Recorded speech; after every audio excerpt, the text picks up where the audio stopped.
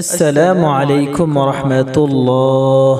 যদি কোনো মেয়ের বিবাহ না হয়, বিবাহের জন্য সম্বন্ধ আসে কিন্তু দেখে দেখে চলে যায়, কোনো উত্তর পাওয়া যায় না, অথবা উপযুক্ত কোনো সম্বন্ধ আসে না, এ কারণে মা বাবা অনেক পেরেশান হয়ে যায়। মেয়ের বয়স দিন দিন বেড়ে যাচ্ছে কিন্তু বিবাহ হচ্ছে না এবং মেয়ে অনেক পেরেশান হয়ে যায়। তাদের জন্য আজকে খুবই সহজ একটি আমল আলোচনা করব।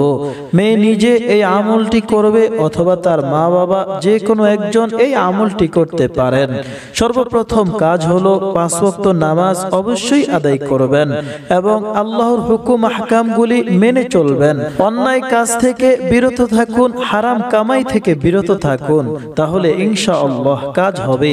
প্রত্যেক দিন 5 ওয়াক্ত নামাজ আদায় করবেন এবং ঈশার নামাজের পর বসে সর্বপ্রথম 11 বার দুরূদ ইব্রাহিম পড়ুন, অতঃপর 1111 বার ইয়া লতীফু ইয়া লতীফু আল্লাহর এই নামটি পড়ুন।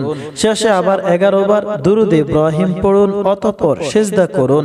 নামাজের কোনো সিজদা নয়, ডাইরেক্ট সিজদায় গিয়ে দোয়া করুন আল্লাহ যেন ভালো কোনো সম্বন্ধের ব্যবস্থা করে দেয়, ভালো পাত্রের ব্যবস্থা করে দেয় এবং ভালো জায়গায় যেন বিবাহ হয়ে যায়, এজন্য দোয়া করুন। এবং বাকি 4 ওয়াক্ত নামাজের পর 111 বার ইয়া লতীফু আল্লাহর এই নামটি পড়ুন।